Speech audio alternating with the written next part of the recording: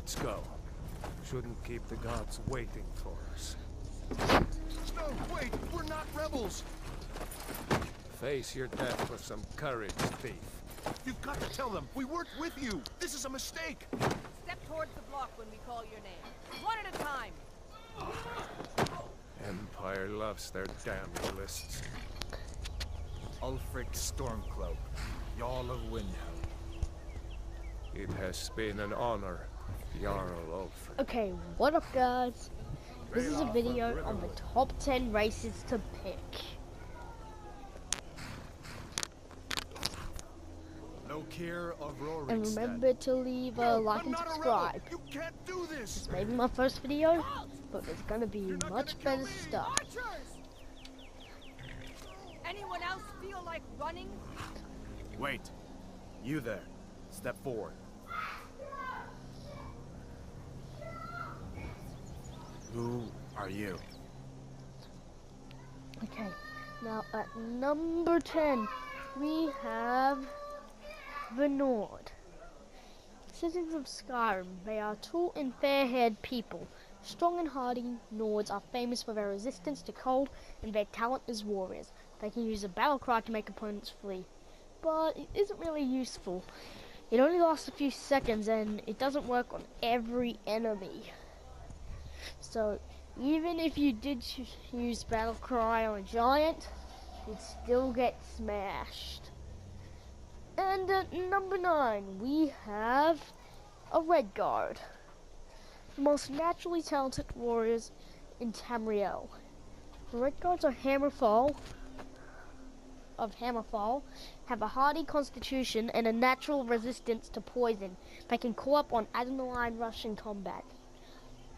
Now, about Adrenaline Rush, you don't really need it. I mean, it only makes your stamina regenerate. Now, if you were a good alchemist and you made a potion of increased stamina, you would be able to run longer still. So either way, you can run longer with potions and everything. At number 8, we have the Argonian. This reptilian race, well suited for the treacherous swamps of their Black Marsh homeland, has developed a natural resistance to disease and the ability to breathe underwater. They can call upon hit skin to regenerate health very quickly. Now, regenerating health is really useful in those tough situations, like, for instance, you're battling a giant, and you've only got a bow and a few arrows, and the giant is getting near. He hits you when you're nearly dead, you drink a potion and activate hit skin. But Argonian does have its downsides. I mean, it may be resistance to disease, but I can easily cure my disease at any shrine of Talos, Bella, basically any shrine.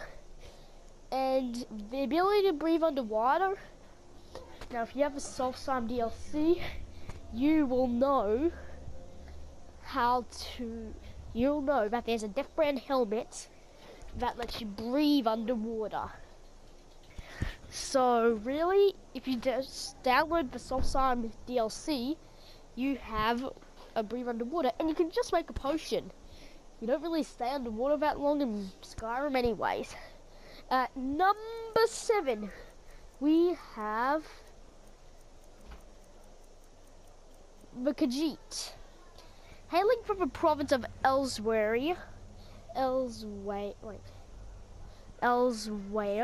they are intelligent, quick, and agile. They make excellent thieves due to their natural stealthiness. All Khajiit can see in the dark at will and have unarmed claw attacks. Now, the unarmed claw attacks are very useful. You can win easy 200 gold in a fight with a Khajiit. Now, the easiest way to do this is just grab out your claws, punch, punch, punch, and basically you win the battle. But they are really good thieves, and seeing in the dark is pretty useful. But when you really want to choose a good mage, you don't want to choose a Khajiit. Khajiits are Now, when you want to choose a Khajiit. Make sure that it has all the requirements you want. Thief, good fists, and the ability to see in the dark for a limited time. But I'm telling you this now, Khajiit aren't really that good. They may have good strikes, but if you use weapons, you find out that your fists are stronger than your swords most of the times. Now, on to number 6. We have the Wood Elf. Now, the Wood Elf is the clan folk of the Western Valenwood Forest, also known as Bosma. Wood Elves make good scouts and thieves, and there are no finer archers in all of Tamriel. They have natural resistances to both poison and diseases. They can command animals to fight for them for a short time. Now, here's another one. They may be resistant to disease and poison, but then again, poison doesn't really last that long, and you can easily cure it with basically all you gotta do is keep regenerating health, and you won't die of poison. And again, with the diseases, I can just go to any shrine, and I've cured my disease. Now, the command animals is pretty good, but not that much. I mean, there's even a shout of it when you become a dragonborn and look around hard enough. It lets you command animals for longer and tougher ones too. To number 5, we have the Dark Elf, also known as Dunmer. In their homeland of Morrowind, Dark Elves are noted for their stealth and magic skills. They are naturally resistant to fire and call upon their ancestors' wrath to surround themselves in fire. Now, the ancestors' wrath is basically just flame cloak, but a bit stronger.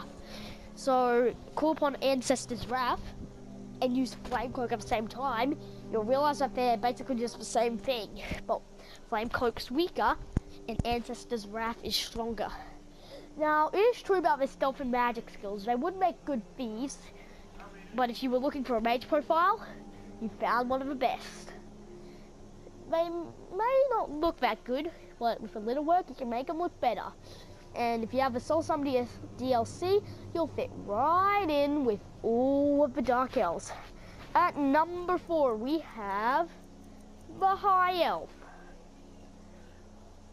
The High Elf, also known as Ultima, in their homeland of Somerset Isle, the High Elves are the most strongly gifted in the arcane arts of all races.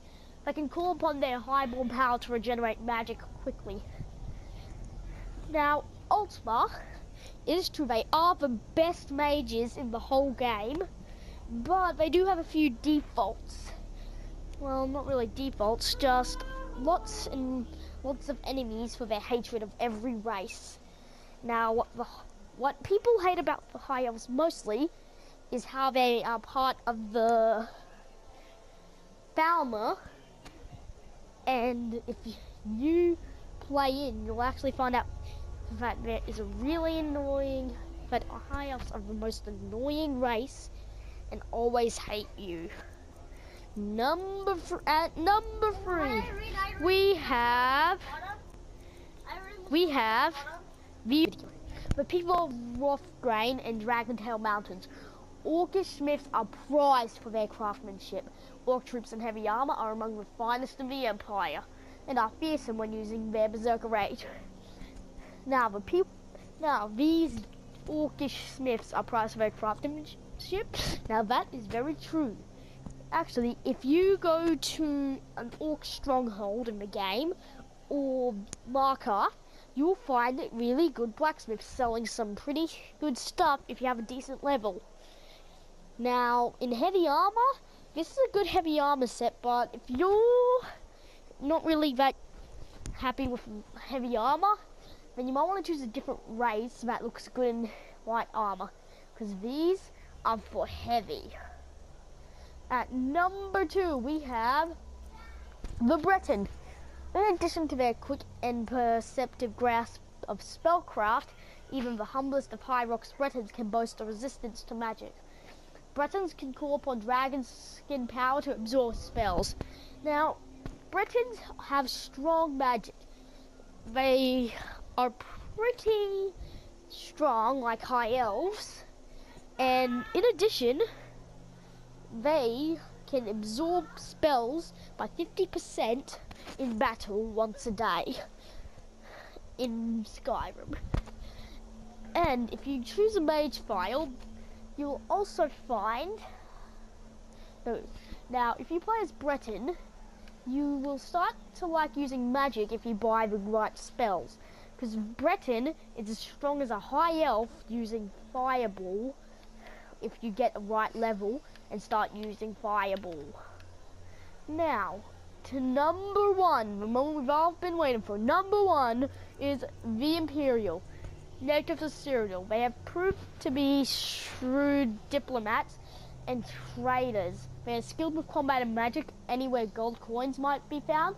Imperials always seem to find a few more. They can call upon the voice of the Empire to calm an enemy. Now, the reason I chose number one for this is because of the bonus loot. I mean, who doesn't want extra money in their pocket? The more money you got, the more stuff you buy. The more stuff you buy, the stronger you are. The stronger you are, the better you can wreck everyone. Now, if you check closely, you'll actually find that the voice of the Empire isn't really that good. It can calm certain enemies, but if you're really high level, there is a chance that the voice of the Emperor could calm a giant, if you're lucky, or the game glitched. Now, you might have a bit of a grudge against them for trying to chop off your head and everything, but General Tullius was a Red Guard. So that's one of the other reasons why I put him in his place. But the Imperial always find more gold. Everyone wants more gold. Now remember that. Okay, now this has been my video, and I hope you guys enjoyed it. Subscribe and smash that like button. Peace.